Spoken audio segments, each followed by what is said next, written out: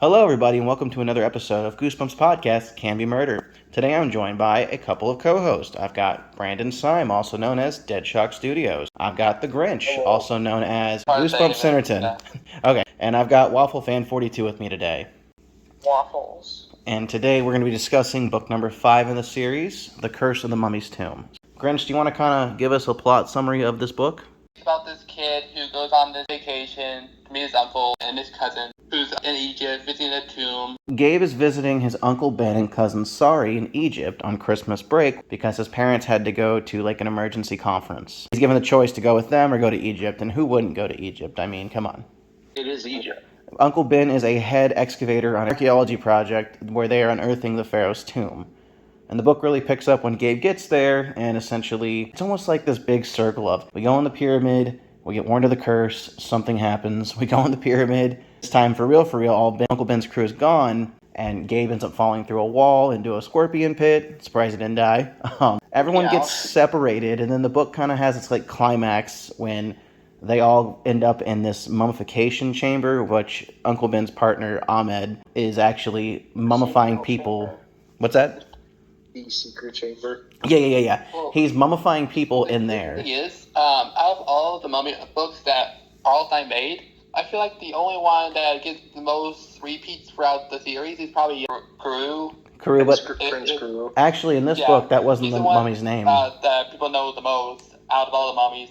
I don't even remember like the Horrorland one, I'll be honest with you. I remember I read it, but I don't remember anything about that mummy. Is that one called Who's Your Mummy? I just remember Prince Kuru. So yeah, essentially, we also have this really stupid plot point I feel like I have to bring up, that Gabe buys a mummified hand at a garage sale years ago, and he just happens to keep a human-sized hand in his pocket at all times. And it just happens to be the plot device that saves them in the very end of the book, when he uses it to bring all the mummies that Ahmed had made to life, and then we don't even get like what happened. He literally closes his eyes and Ahmed's seen running away. Also, does the mummy even have a name in this book? I think it's just... No, there was. It starts with a K, but it's not Kuru. Yeah, I don't remember what it was in this one. I think it's Khufu or something like that. Something like that. I remember it was something real strange. It's not Carl, but I want to say it's Carl. Well, the name of the mummy is not so important. Realistically, there was no mummy in this book, if you think about it. I mean, there were mummies, but not the mummy. Does that make sense? There wasn't, like, a specific mummy. Yeah, like, so this one was more so, like, we just kind of played around with the lore, got into the, the actual mummy's tomb. I mean, the whole story took place either inside the pyramid, inside the mummification room, or outside the pyramid, but we never got to the mummy's tomb. Oh, right. So they say that for return when they actually do find the actual mummy. Yeah, so it almost was set like, yeah, this was like the preset, and then the next one, the mummy's unearthed, if I remember correctly. But again, it was interesting because if you think about it, you don't really see too much stuff about Egypt and stuff now and again. We do have to touch on the fact that this book's name is the exact same name from a 1950s movie, which I said last episode. Stein low-key just kind of ripped off all the 1950s movies and turned them into kids' books. Right. Besides the Clifford one. Besides that one. Yeah, I forgot about that too. He did steal Clifford. You can't change my mind. Yeah. Also, I noticed that besides Monster Blood, the only other accession he has besides Slappy and Monster Blood is probably Mummy. Is it though? There's a couple books. Yeah, I don't know. Yeah, it's not like overly. I mean, if you think about it, I guess in every main series, or almost every main series, I should say, we get a Mummy book. What I'm saying is, every single Goosebumps main series has had a mummy book except for Hall of Horrors and Most Wanted, but technically Hall of Horrors was an extension of Horrorland, so I mean...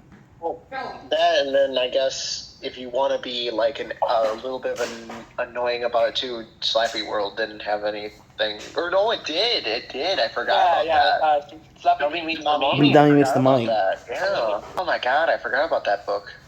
Actually, I noticed something. People say that Slappy's the main mascot for Goosebumps, which it is, I get that. But I feel like there's 3 main mascots for this franchise, which is Prince Kuru, Slappy, either Monster Blood or that skeleton guy, Curly. Curly? Well, no, so Curly is the mascot in the sense that he's not in any books, but he was the official, hey, we could put him on everything because he's not in the books. Right. And he actually... He's definitely the mascot. Now Slappy's been the mascot since, like, the 2000s. I think when Horrorland came in, Slappy kind of took the mantle. Yeah, he definitely did. Because, I mean, look at, like, all the merchandise and promotions. It was always Slappy. Yeah, we kind of touched on the fact that this book was almost like they kept teasing at the hint there was going to be a mummy, and there were mummies, but we didn't really see them get up. It almost kind of reminds me of how Night of the Living Dummy 3 ended, where it was like, the puppets all got up and circled him, and then they just fell down. It's like, what? Kind of anticlimactic. Yeah, there was some interesting choices with that. I'm just going to say this. No, I think the book was very boring in the first half. Yeah, it really was, though. It's a slog to go through. It's a slow burn for sure. But let's start here. Waffle, what's one thing you enjoyed about this book?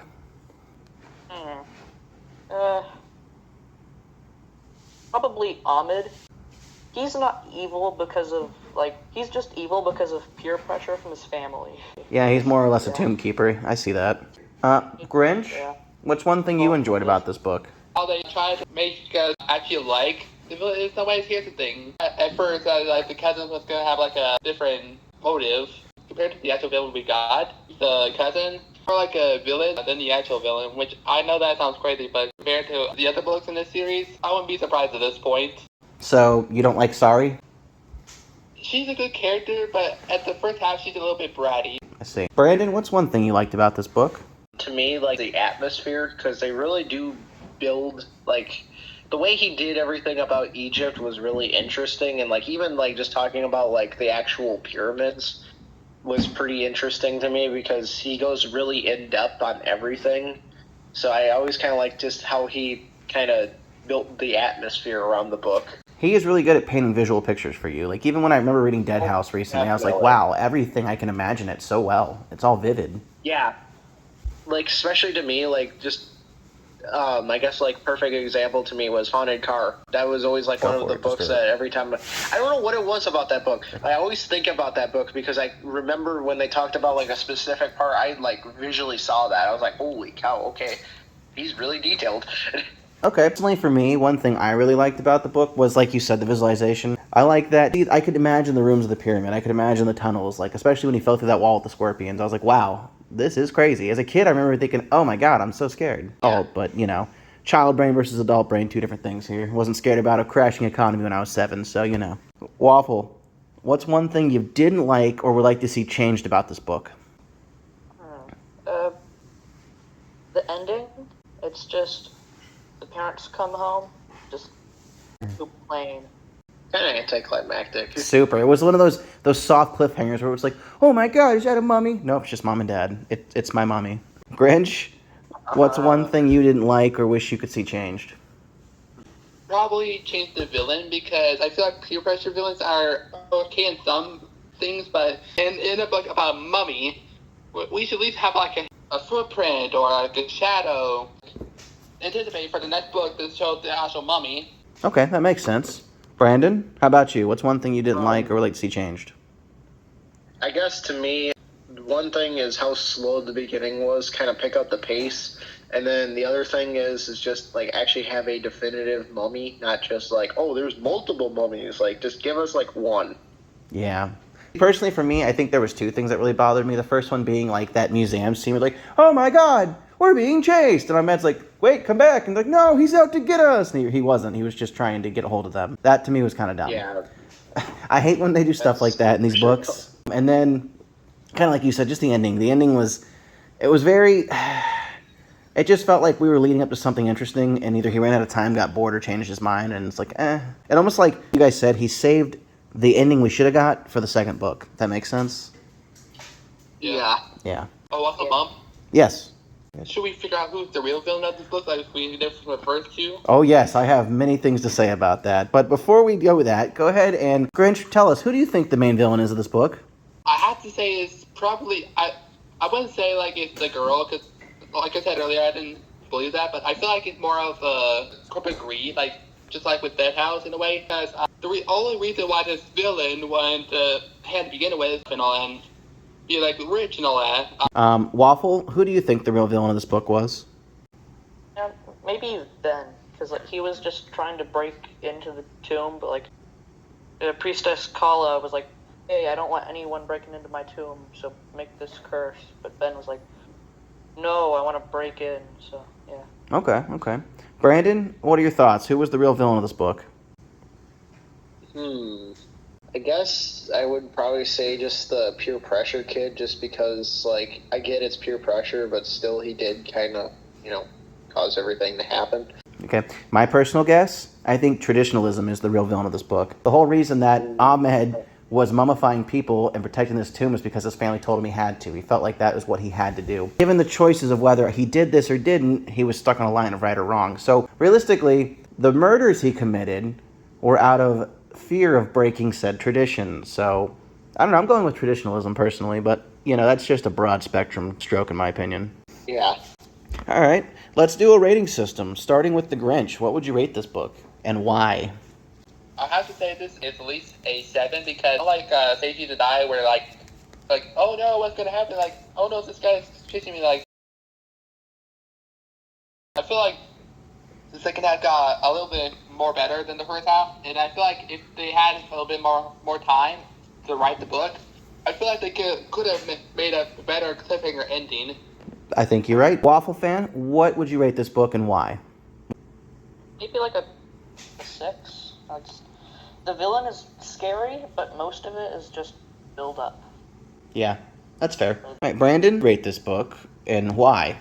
Probably would give it a 7. I think it has a solid story.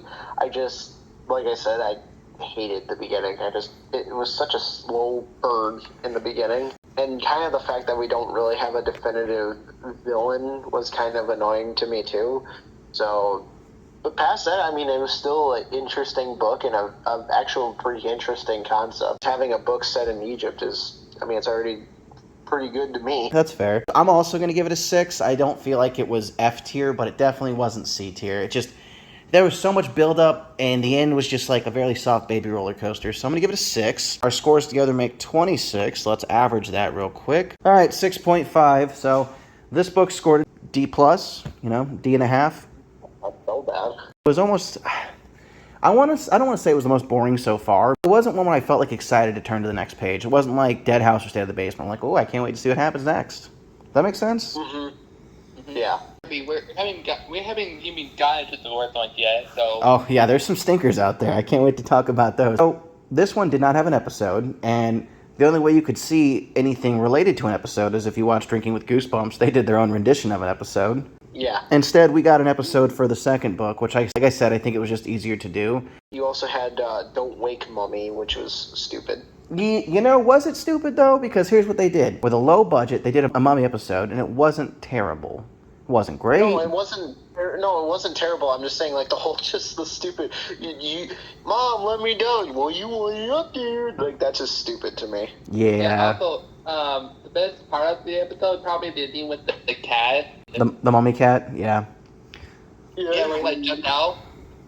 Like, But yeah, it was not a bad book. It just wasn't an amazing book. So that being said, anybody have any closing statements on The Curse of the Mummy's Tomb? I thought it was a pretty interesting book, an interesting concept, and I'm really glad that they did actually make a sequel because they could flesh it out more. That's a good point, yes. Grinch, you got anything to say left over on this book? to be honest, I kind of like how we got a prototype of crew in a way, because I feel like it was more like a prototype for later on with crew in a way, because I feel like more people remember crew than they do this mummy, I think, as far as I remember. Yeah, I don't even remember his name, and I just read this book. What does that tell you? All right, Waffle? Yeah. Well, it was a good idea. Like, I liked the secret guy, like, what just mummifying people, but bad execution, really. I know what you mean. Okay. Essentially, I would have preferred just a little more action. It just felt very human, I guess. Like, this one did not feel supernatural or paranormal in any way, shape, or form. When you find out that there may or may not be a curse, it doesn't really matter. The whole time, we're just dealing with Ahmed killing people. We deal with murder in this book, so I guess there's some realism there, but I don't know, it wasn't what I was hoping when I read it, if that makes sense. I was hoping for an adventure with a mummy, and I didn't really get that. Yeah. So, yeah, that's pretty much it on this one. We're going to be reviewing Let's Get Invisible next. The sixth book in the series. Also, didn't they have an episode for that too? They did have an episode for that one. And can't wait to go over both of those next week. So, I'd say don't judge a book by its cover, but judge a book by its ending. True. Yes. All right, this has been another episode of Goosebumps Podcast Can Be Murder. Thanks for watching. We'll stab you in the next one.